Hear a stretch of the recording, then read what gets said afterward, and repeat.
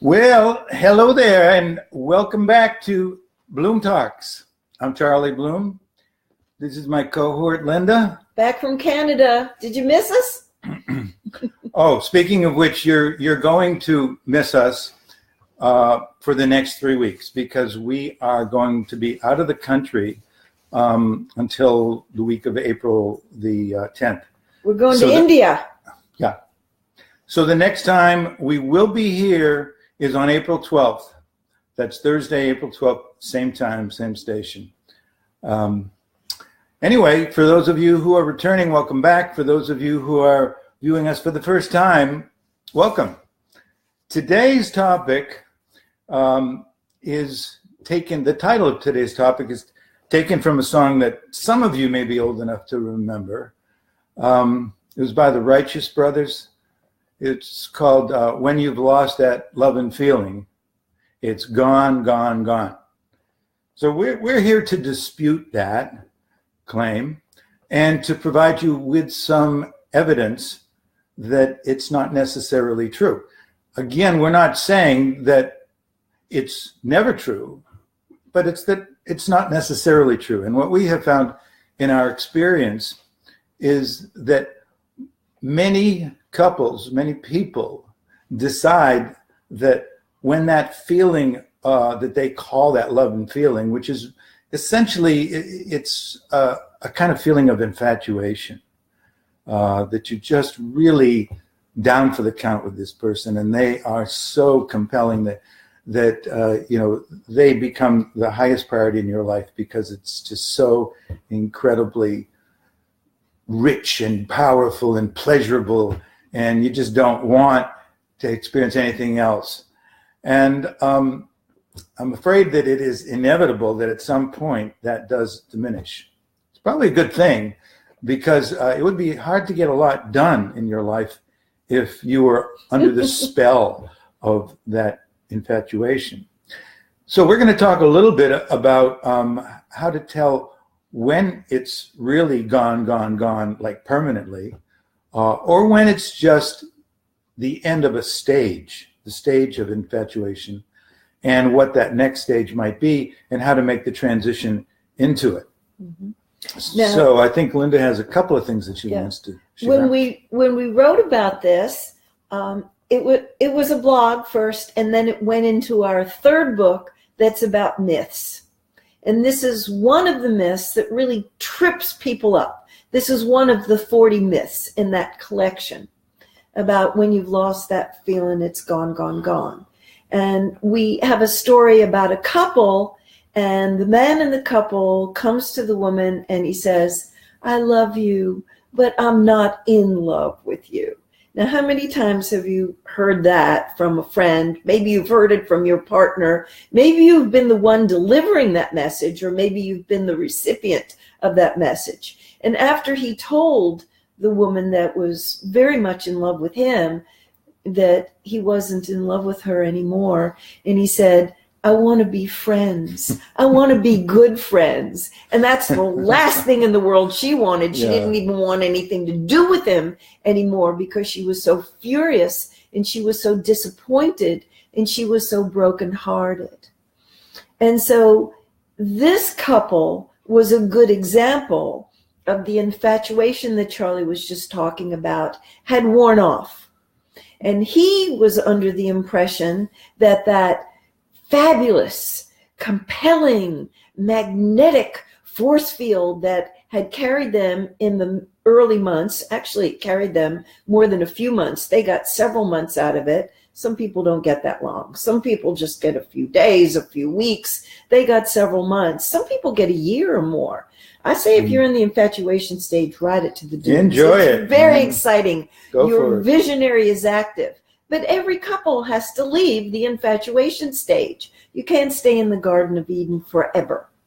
And so what was a very normal progression of their relationship to move to a more mature form of love, which is more challenging when you're not flooded with endorphins and oxytocin and you're not kind of doped up, where you're filling in for the holes of not knowing this person deeply, and then your challenge to a more mature form of love, to know them more deeply and to see, can you love them fully and be loved fully by them when, you're not in illusion.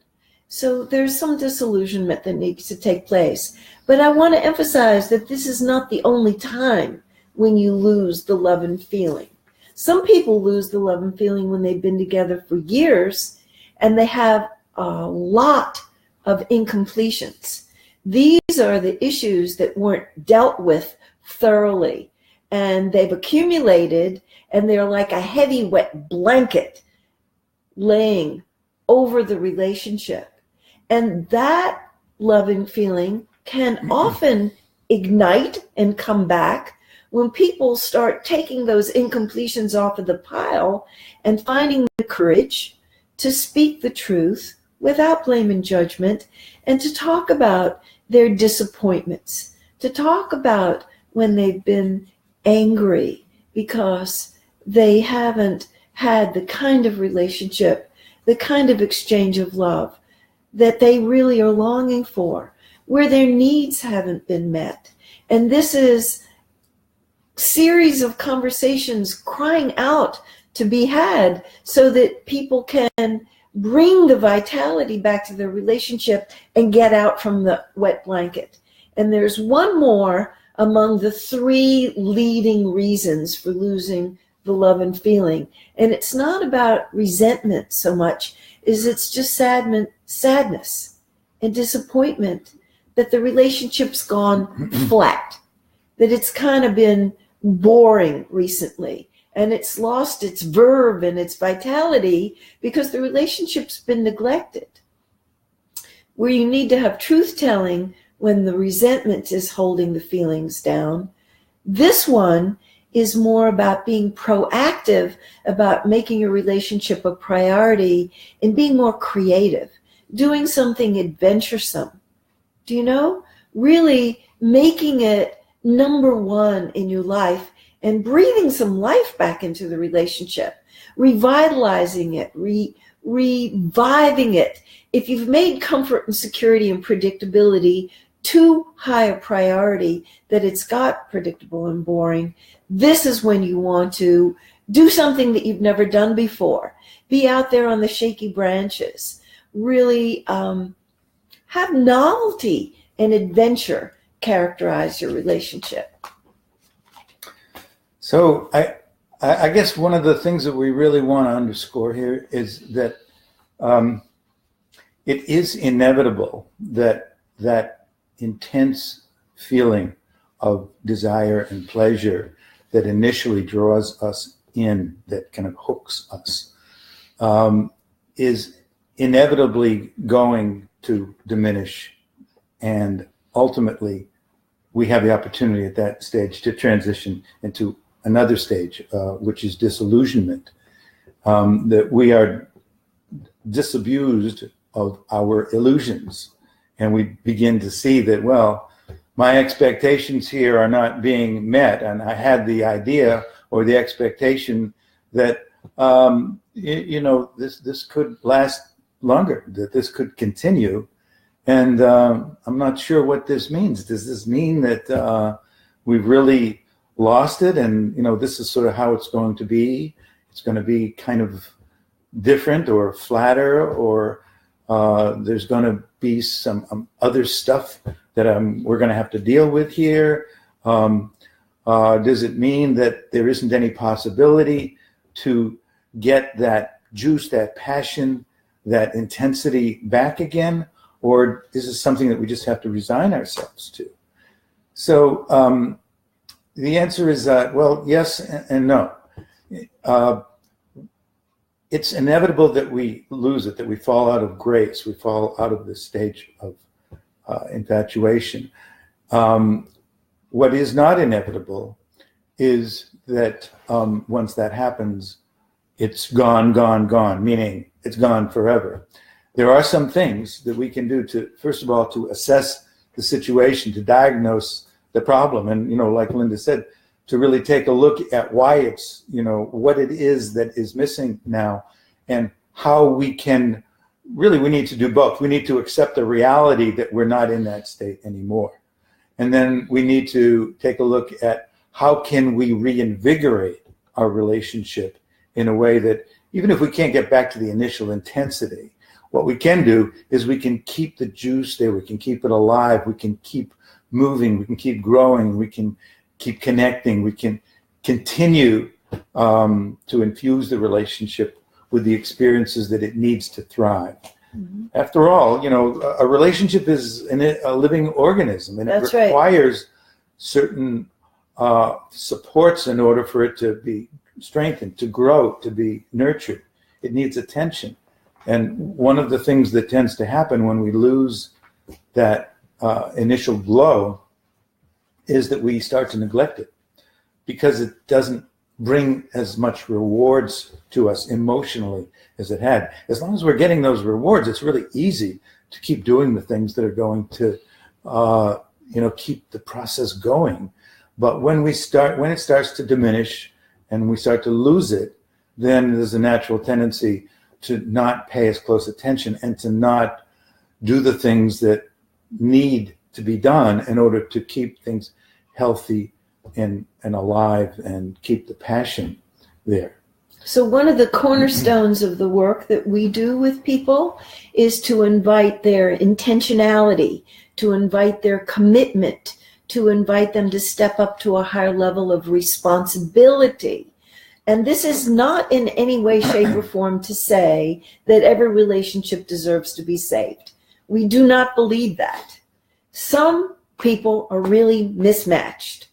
And if the love truly has gone out of your relationship, the most honest and generous thing to do is to tell the truth and to let go and to free each other so that you might go on to a relationship that really suits you better. So let me ask you a question, though. How do you know if it has truly gone out of the relationship? And that's a great question. And you got to know when to hold them and you got to know when to fold them.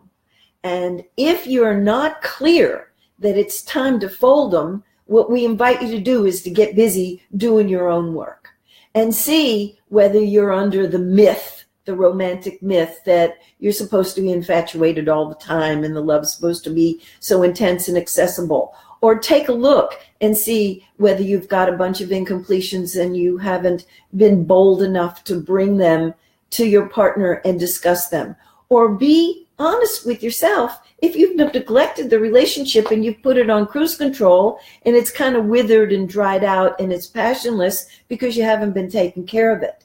And you could only win if you do this work, because it will take you to the place of clarity if you're really on task about doing your work. Then the breakdown, where the loss of the loving feeling has taken place, will either turn into a breakup, and you'll be clear that you've done everything possible and you can let go with your head up high, that you haven't quit too soon. But very often the breakdown, when we do our work, will turn into a breakthrough. And you can feel the revitalization and the passion and the aliveness come back into the relationship. Charlie likes to talk about the athlete that gets the second wind. And I like that metaphor too. I'm more favor the burning ember that's under the ash and it's hidden under the ash. If we can clean away the ash and fan that ember, it can become the fire of a passionate and loving relationship again, if we give it time and attention. Yeah, here's one of the reasons why I really like that metaphor that Linda just mentioned about getting the second wind. I've personally experienced that in activities that I've done that have been physically challenging. And those of you who have, ever done anything that really has challenged you, stressed you out to hit your limits, and have that experience, know that sometimes, but not all the time, sometimes you can hit that second wind, and it comes at the point often, or shortly after the point, that you begin to feel that, you can't take another step. I can't do this anymore. And something inside you says, okay, well, just see if you can take another step, just one step at a time. Just see if you can keep going. And, it is possible that you could reach a point where I can't do it, just collapse. That's it. But then it's also possible, and I've had this experience where all of a sudden I feel like, wow, I've got some energy, and I thought it was depleted. I thought it was, I'd already used up the reserve tank. Well, it turns out that I haven't used it yet. I haven't even gotten to the reserve tank yet. And now I feel like I can keep going. Mm-hmm. So that's how it is in relationships sometimes.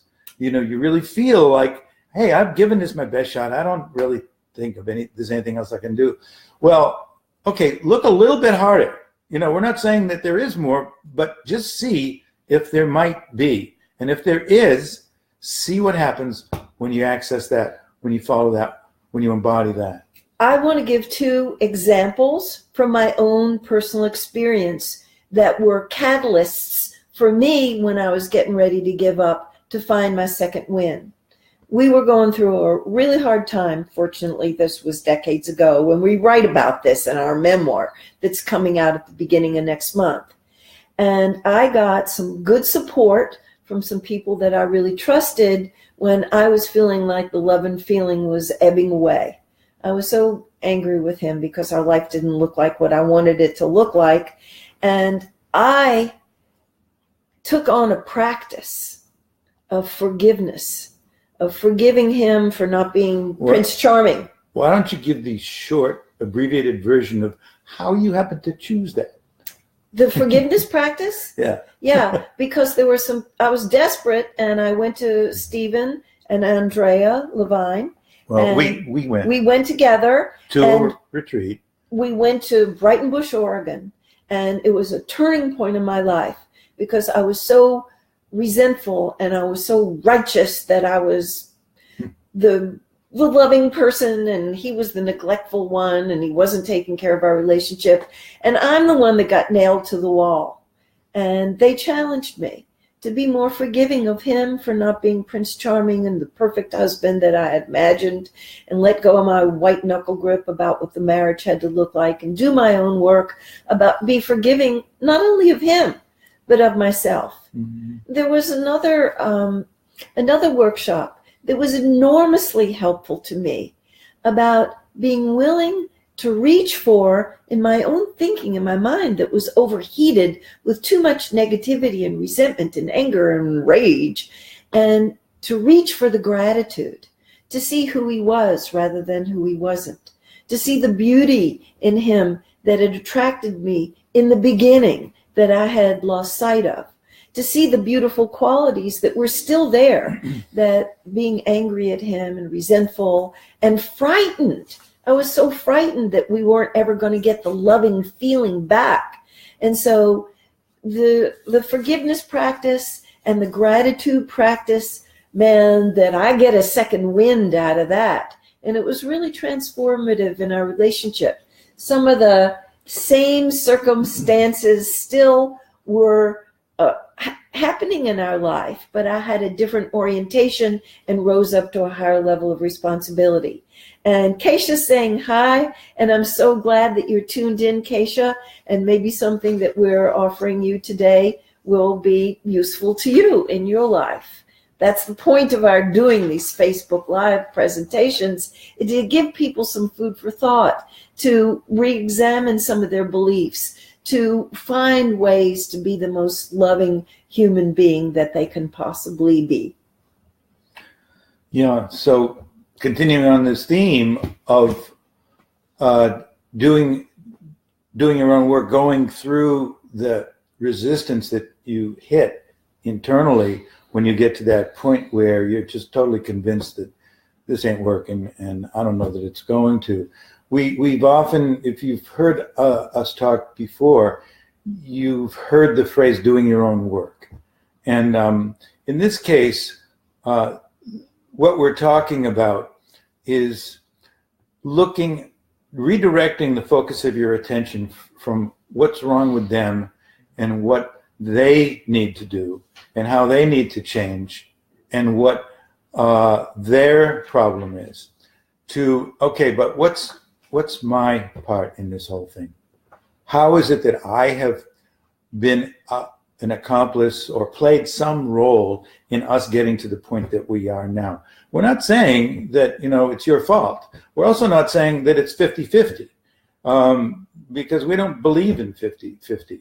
We don't even need to know what percentage you have contributed to this breakdown and what percentage I have. All we have to know is that there are, at least in our view, there are no situations in which one person is completely 100% responsible. Now, that doesn't mean that, the other person has been an active agent in contributing to it, but there may be things that they have done that have enabled the process to deteriorate to this point, or maybe things that they haven't done. So we just want to support you in being able to look, when it comes to that second wind, what that can look like is just redirecting my focus back to myself. Because if I can see how I may have contributed to things being where they are now, what I maybe haven't done, what I maybe could have done more of, what I have done that's gotten in the way, if I can see that a little bit more clearly and see that I am to some degree a responsible agent here, not at fault, but a responsible agent, meaning that I've had some part in this, then what will become clearer to me, what will become more evident, is the things that I can do now that might move us in the direction I want to move in. I don't have that same power if I'm not feeling that sense of responsibility. I want to give you another example. A lot of people lose their partnership at midlife. And they personally, as an individual, are going through a difficult time where they're maybe supposed to be having a shift in their own identity or what they contribute to their community. Maybe they need to change careers, but something is compelling them at midlife to make some changes, and they're feeling dissatisfaction. And it's very easy, particularly at that time, but also when you're younger and older, to hang it on the hook of the partner. And the reason that I'm feeling unhappy, and the reason that I'm not thriving in my life, or the reason I'm feeling bored or depressed or dull, and is this all there is, it can be mistakenly identified as my marriage or my relationship isn't working. And we really need to do some deep inner looking about how much of it is our own. Because people at every age, 50, 60, 70s, even 80s, can still be under the romantic myth that the partner's supposed to bring happiness and well-being and sparkle to our life on a tray, rather than taking a higher level of responsibility for looking for it ourselves. And I want to give you one more example. Sometimes people don't realize that what the Buddhists say, every life is composed of the 10,000 joys and the 10,000 sorrows. And this may be a difficult time in our life, temporary, but difficult, and that we don't want to be ditching a partner and a relationship that has tremendous potential if we just hang in there and endure and develop our resilience and our grit to get through the rough patch. Because there's a lot of research about people who have periods of dissatisfaction in their marriage, and when they hang in there, they do break through. Sometimes they don't even go for couples therapy or any workshops. Just living life will help them to break through. That we often have to make the descent into the dark shadow realms where there's a lot of unpleasantness, there's a lot of shame, grief, depression, despair, and then we hit bottom and we come up wiser than before, and we can even have higher levels of well-being. But we have to be willing to experience some pain. We have to be willing to experience some confusion, some don't know. And some people are so resistant to going into those shadow realms that they'll ditch a relationship that has fine potential. We're not talking out of theory here. We're talking about our own experience, that we have made the descent and come up to the enlightenment realms. And we worked with a lot of people who have done it too. So we're believers that it's possible. And, it all just starts with a conversation. It just starts with an acknowledgement, a recognition to your partner that, this is what I'm experiencing, without any blame. In fact, don't even use the Y word, the you. It's we. That's the word that you want to start with. And the I, that I'm feeling this. I'm concerned about this. I think we have a problem here. To really speak in those terms, and even when you do your best not to be accusatory and blame your partner, some of us are so sensitive to that we're going to feel blamed even when our partner is speaking very responsibly. So to make your best effort just to bring it into awareness. Look, this is what I'm feeling. This is what I'm feeling like we need. This is what I would like to have happen with us. And I would just like to know whether you share any of my concerns. And if so, I would just love to talk about what we might be able to do to bring some of that fire back that we used to really enjoy. So we're going to be missing for 3 weeks, and we will miss you, and we'll resume on April 12th. Our book will be available to be purchased. Oh, I forgot. What's the name of it? I forgot. That which doesn't kill us. That which doesn't kill us. Yeah. And the subtitle is? How One Couple Became Stronger at the Broken Places. And it will be available. Guess which couple we're talking about. It will be available on Amazon and on Barnes & Noble the first week of April. They're taking pre-orders now. You can also order from through Bloomwork. us. You go to our website, Bloomwork, and we can get you one even sooner than that. And we're going to be doing 3 book signings in the Bay Area, one in Marin, one in the East West Bookstore in Mountain View, and also Reader's Book in Sonoma in Wine Country. If you're a Bay Area person and you want to come and hear us speak and we'll sign your book, we're very excited about the book signing and the book coming out. We have other book signing events too. Go to our website and you can get information about that, see if we're going to be in your neighborhood. Yeah, our website will tell you where, the dates, and what time. One of them's in the afternoon, and then there are going to be 2 evening ones. And the topic for April 12th is those who make our checklist often don't make it. So we'll be happy to see you on April 12th when we're back from our magical mystery tour. Until then, adios.